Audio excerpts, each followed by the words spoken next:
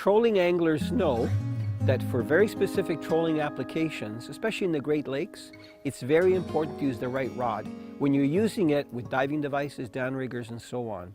By using the right rod, you can have the confidence that no matter what size of fish you hook, you're going to land it. Trolling rods are made of heavier material. They usually have a larger diameter to the blank, and they're designed to withstand a lot of bending and pulling from using diving devices, wire line, and even lead core line.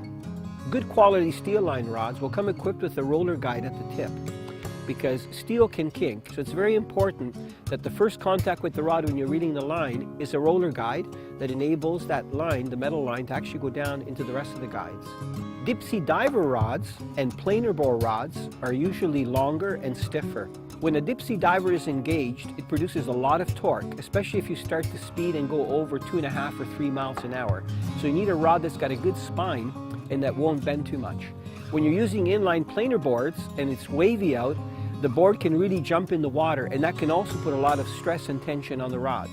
Using both those devices are very popular when trout, salmon, and even walleye are in the top 30 feet of the water column, and you don't really need downriggers to get down to them. Downrigger rods, on the other hand, are designed to have more flex and are a little bit limper, because when a downrigger rod is set on a release, when a fish strikes, a lot of times there's a little bit of lag time because the line disconnects from the line release. This is where it's very important that the rod is cranked down almost to where the tip is touching the water, so that when a fish does hit, the rod immediately picks up the slack line and you have a fish on.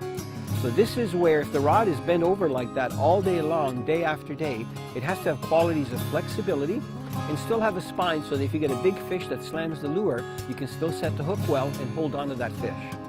Using the right R-type trolling rod for the different applications that you're using, especially in the Great Lakes, can really up your catch limit.